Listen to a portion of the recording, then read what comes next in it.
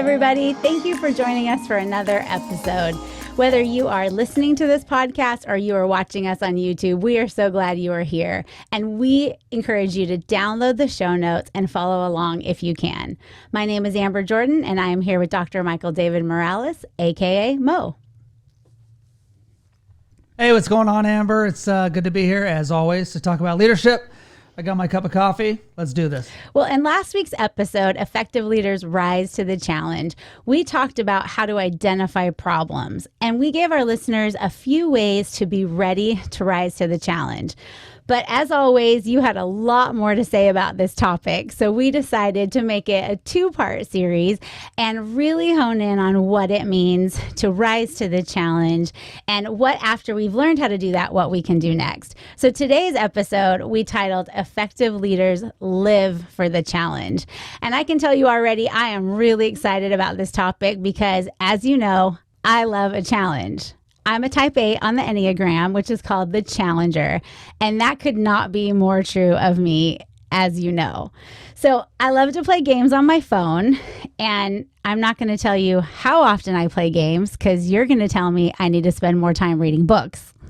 But I like to play games on my phone, and because I play the free version, there's always a ton of ads, and I'm usually pretty good at resisting an ad until they throw down a challenge. So when they say something like 5,000 people have played this game this week and failed, or 30,000 people can't beat level 100, I'm like, download and clear my schedule. This is happening right now. Because I love a challenge. Now, while that isn't really the best use of my time or the most productive use of that skill, what I've learned about myself is that you get the best me out of me when you put me in a position where I can tackle a challenge, where I can rise to the challenge, because I really do live for the challenge. It's life-giving to me. It's exciting for me. But I recognize that that's not necessarily true for all of our listeners. For some, they don't get the same rush when they face a challenge. So today, we're going to give them 3 actions that they can learn to live by today that will help them become effective leaders that really can live for a challenge. So why don't you tell us, Mo, what is the first thing that people can do to live for the challenge? Wow, thanks, Amber. That was a really good run-up to exactly what we're talking about today. And yes, there are 3 actions that all leaders live by if they want to live for the challenge. It's not just enough to do what we talked about in the last podcast, which is to rise to the challenge, but leaders, you really need to be out there and want to live for the challenge. In fact, these 3 things are what all effective leaders do, and they should do. It doesn't matter if you're a challenger on the Enneagram like Amber is, or you're not, because I'm not a challenger on the Enneagram either, but I do live for a challenge. And so, Amber, I hope everybody's got their pen and pencil ready, because this is the first one. Here it is. Effective leaders look for problems. And let me tell you, it's important to know that you can live to look for those problems. And I know all of you out there probably have a crazy look on your face because it sounds crazy on its face. But really, this is what leaders do. We've all heard the phrase, the calm before the storm, right? And that's a state of mind that leaders have to have in listening for what is going on and what is about to happen. Because you can bet that as soon as life gets easy, as soon as you feel like everything's going your way, there's something on the horizon. In fact, if things weren't easy, you probably wouldn't sit back on your heels a little bit and get caught off guard. But you can know this, that you're probably lucky if you're in any kind of season of leadership where there isn't crazy problems going on, but you have to be ready for them. And leaders, you need to be looking for those. Martin Luther King once said this: leadership is self-made. People who have deliberately decided to become problem solvers lead better. Leaders, do you want to lead better out there? Just like Martin Luther King Jr. says, because when you decide to become a problem solver, you're going to start to make decisions differently, and you're going to start seeing life through the leadership lens.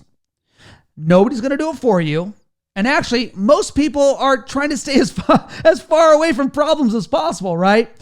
Because for others, those who aren't leaders, problems are just things that get in the way. But for a leader, every problem is an opportunity. Amber, I know that you and I have had a lot of opportunities together to tackle those problems, right, in the past. So is this something that you do out there, leaders? Do you view your problems as a challenge, as a way to get things done? You see, it doesn't matter whether it's a problem with distribution of your product at your company or even problems between team members at the company. Leaders are always looking for those problems. Well, Mo, there are some people that no matter how things are going, they're going to find a problem. They're going to find something to complain about or something to criticize. We call them, negative Nancy or nagging Ned. And it just doesn't matter how good things are going. They're going to find a problem. So what is the difference between those kind of people and the kind of leaders that you're talking about that are intentionally looking for a problem? That is such a great question because there is a distinction. And here's the distinction, Amber, for the question that you just asked. For the people that are I think you call them negative Nancy's or the nagging Neds out there, and we've all got them in our companies, right? And like they always say, if you don't know who the negative Nancy or the nagging Ned is, it's probably you. So hopefully you're not that person at your work, but we all know those people that are looking for problems in a negative way. Meaning they aren't looking for problems so that they can make things better.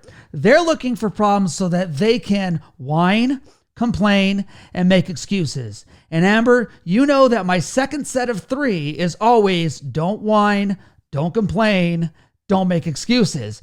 And that's the difference.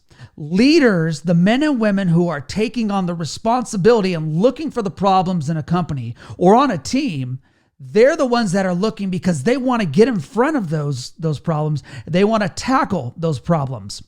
There's a great quote by a guy named George Polya, and this is what he says.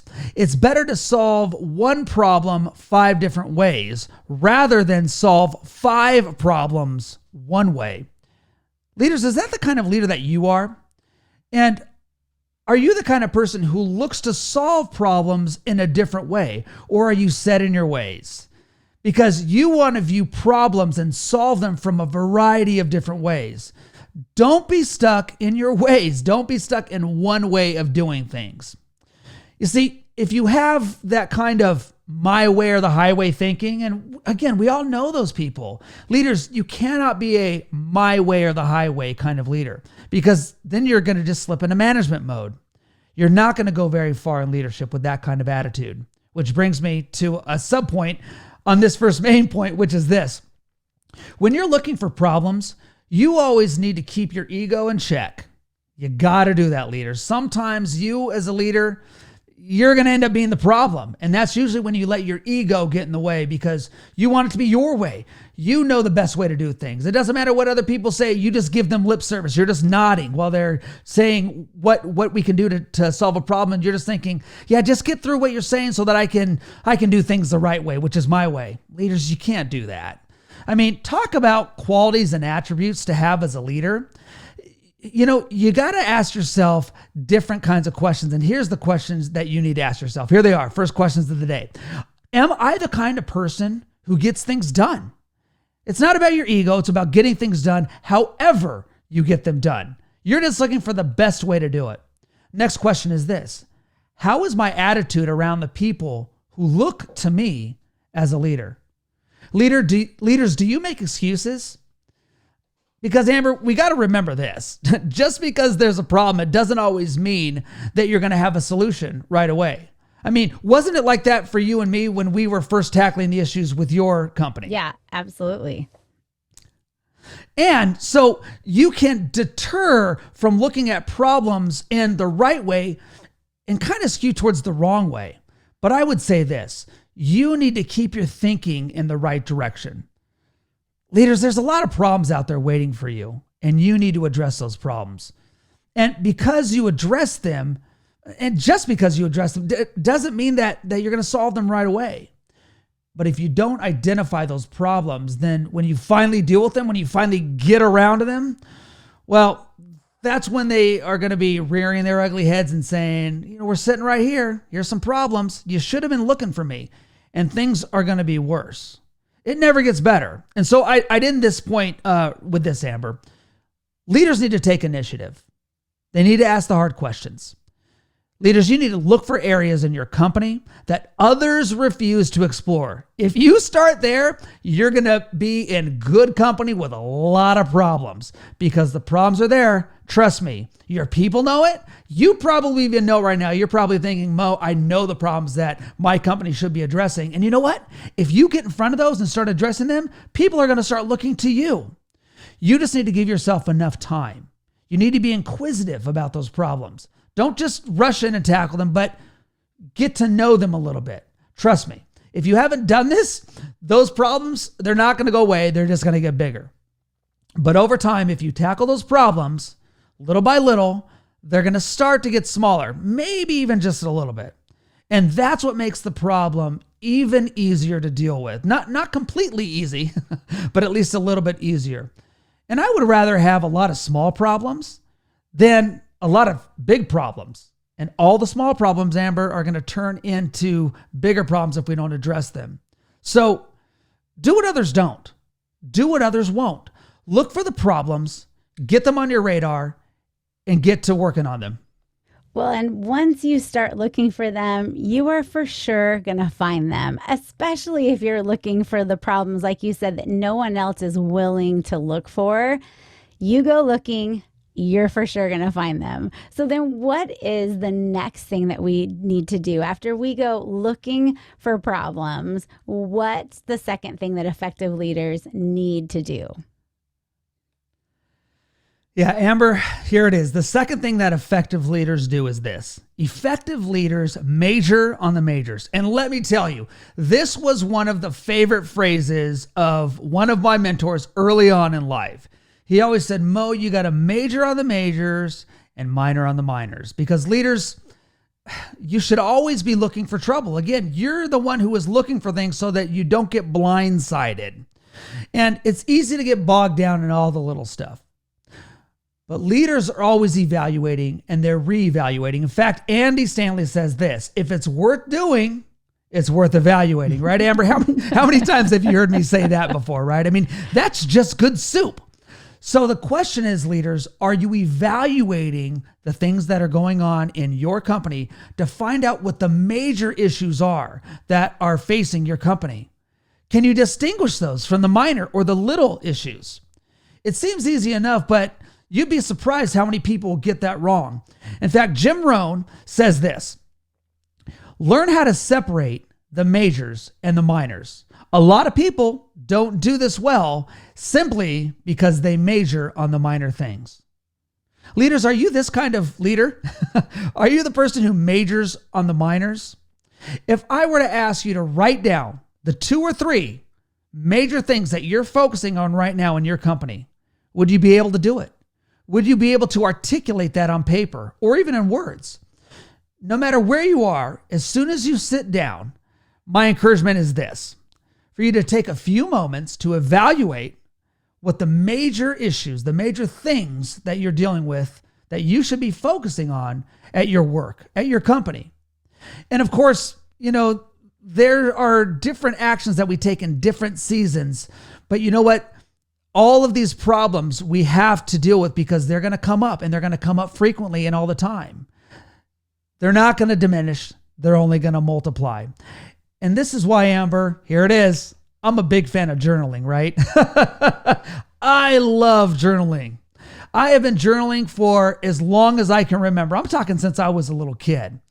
But before I tell you about exactly what I think about it, you need to understand how to evaluate your own life. You need to begin to journal through your leadership journey. And I'm not saying you need to sit down and write down Dear Diary every day. And you think, Mo, that's just not something that I do. Well, in general, it's this right here.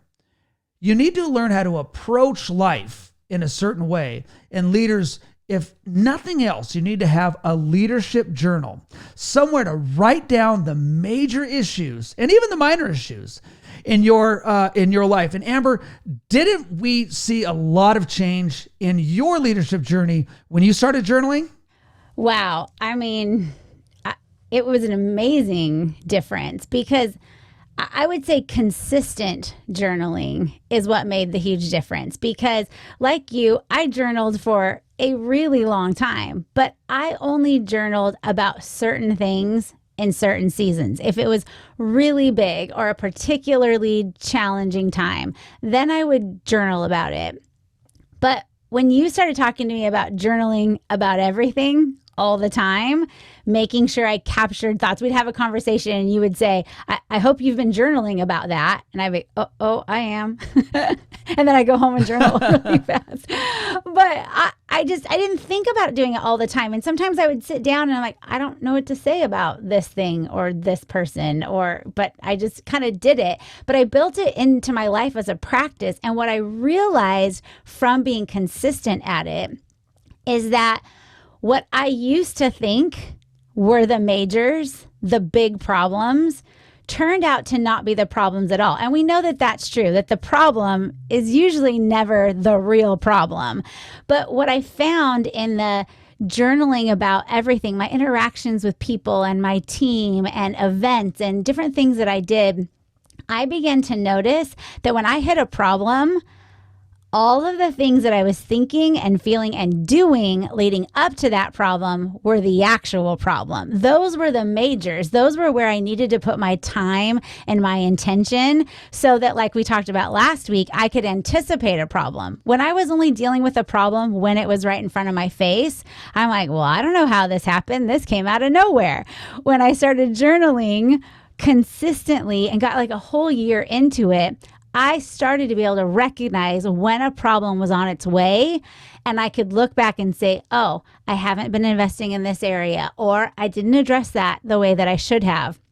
Or honestly, sometimes I could look back and think, wow, I actually tackled that one a little different this time. And it gave me the confidence and the motivation to continue on making good choices, applying good leadership, so that next year when I put something in my journal and look back, I could see even more of an increase. So I'm a huge fan of journaling. People now that know me longer than an hour have probably had me ask them the question, do you journal?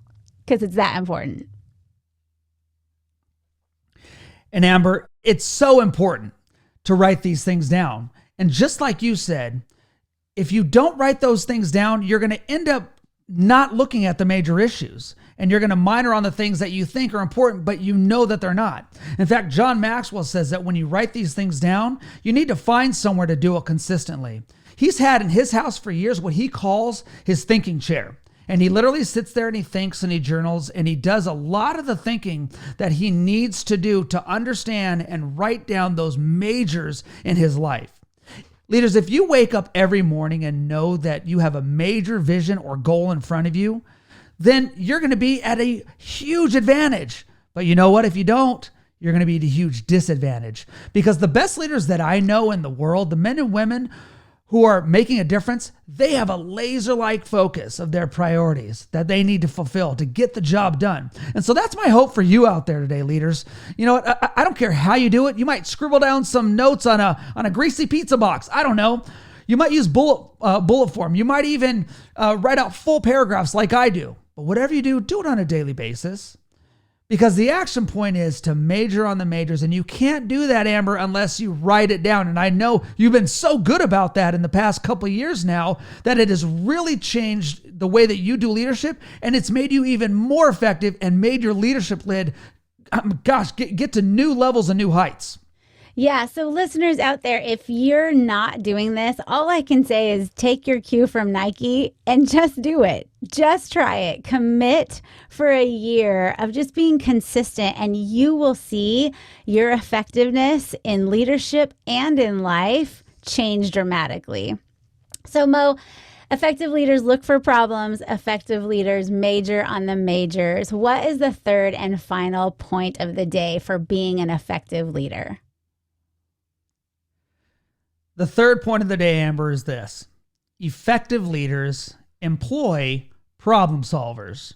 Now, it doesn't mean you're employees. It means you put people out in front that are going to solve problems. Who are those problem solvers that you know? Because effective leaders are the ones that are going to get things done, and you cannot get those things done yourself. That's why they're majors. If they're minors, you could probably just put in a little extra time, burn the midnight oil, and get it done yourself. But the only people that are going to be able to get things done in the majors category are those who employ other people. In fact, I was on a call yesterday with some of the problem solvers on one of my teams that I work with. And during the course of that conversation, I kept on coming back and asking a couple questions. And here's the first question that I asked. Do you need more clarity on that point? Because Amber, you know me. Sometimes I can just get off on a rant and I can be raving about something, and all of a sudden I'm like, what was the question? But I've learned in my own leadership style that by asking that question, do you need more clarity on that point, that I help bring it back to my problem solvers and allow them to ask me the questions and give them the ability to put them in the best place to help solve those major problems. Leaders, hear me when I say this. You think that you're making a ton of sense when you're talking to your people, right? You think that you're really clear, but in reality, your people, when they get done listening to you, they walk out of the room and they think, what did she just say? What does he want me to do? And it's frustrating for them. And they're afraid to ask you because they don't want to look dumb, but really it's not their fault. It's your fault. And it's frustrating for you later on because you come back and you think, well, didn't we talk about this? So when you ask that question, you have to be very deliberate and sincere about the way you ask that question. Because sometimes it feels like a rhetorical question, meaning you ask somebody, hey, does anybody have anything for the group? But really, you know and they know you don't really want that feedback. You just want them to nod and say, yeah, we get it. When in reality, you know they don't get it, they know they don't get it, and everybody's going to be frustrated. Don't be that kind of leader. Be the effective leader. And effective leaders really ask the question and draw people in to start a conversation about those questions. Help your people to seek understanding in what you're saying. Amber, we need to give people a reason to want to engage with us and ask those questions of us. There is nothing worse than being in a meeting when the person running the meeting says, do you have any questions? And you know the last thing they want you to do is ask a question. So you're like, I really have a bunch of questions, but I'm not about to ask it, which sometimes I'm the one that just goes ahead and asks when everyone else in the room is like, why doesn't she just be quiet? but there's nothing worse than that. And when I started realizing, I might do that too. I might ask a question that seems sincere, but really I'm just trying to close the meeting. Then I had to learn I sincerely invite the feedback. So Mo, in order for me to be an effective leader, I need to employ problem solvers. But how do I know if somebody is a true problem solver? What am I looking for? Amber, that is the $1 million question. And it's not about just looking about who's on your team right now and just choosing 1, 2, or 3 of them and saying, all right, you're not my problem solvers. You might not have the right people on your team right now. You need people that are going to like the hard questions that you give them because they want to find the right answers. They want to be the problem solvers. They actually kind of pick themselves. They're the go-getters, the ones that are always trying to add value to the team, to add value to other people. They're the ones that end up getting things done. They're the ones that are continually trying to make things better, not for them, but for the team. You see, sometimes you're going to think to yourself that, oh, wow, I have the right people, but you don't. And you know what? I know it's frustrating, but if you don't take the time to take that next step and either remove the people that are a hindrance or help them to become the leaders and the problem solvers that you need them to be, then again, it's just going to come back to you being frustrated and you making excuses to me and me saying, no, that's your fault. And again, Amber, that's what it always comes back to, right? So the direct answer, Amber, to your question would be this. Look for the following people. Here you go. You don't want people who have the attitude of, if it ain't broke, then don't try to fix it. Those aren't the people you want. The kind of people that you want are the people that look at a situation and think, Everything's great. The system's working flawlessly. Now, how can we break it and make it better? Those are the kind of people that I want, because it's at that point that you're going to build on your successes and learn what it means to be effective. And those kind of problem solvers, Amber, are the men and women that I want on my team. Those are the ones that are going to help me to be an effective leader, not for my sake, but for their sake. And so leaders, look for the problems. And then when you find those biggest problems, put your biggest problem solvers at the forefront. Let them be the rock stars. Employ them. They're capable of tackling those issues. Let them be the ones to solve those problems. And you know it's going to bring success in the moment, but it's also going to bring lasting success. Well, and lasting success is, I think, what we all want in both life and leadership, of not just a flash in the pan, but something that truly lasts and outlasts us. So again, the formula for being effective leaders is look for problems, major on the majors, and employ problem solvers. Mo, before we go, do you have any final thoughts for us today? Well, you know I do, because I always do, right? I would say this, Amber. You know, leaders, it's not good enough to just be in a leadership position. John Maxwell always says that that's the lowest of the 5 levels of leadership. You need to get up to those next levels, and you can't do that on your own. The way that we raise our leadership ability is that we tackle problems and we put ourselves in a position when the going gets tough. That's when leaders get going. That's when you are going to put yourself in a position to either bring the team up or push the team down. And leaders, my hope for you today is that you look to be a more effective leader. You got to look for those problems, look for the big problems, and then get people to come alongside you. And when you do that, people are going to look at you and they're going to want to tackle even bigger problems, and you're going to find yourself making the entire company better. Well, thank you, Mo. That brings us to the end of this episode. And thank you, everybody, for joining us here again at the Rising Tide Leadership Podcast. We will see you next time.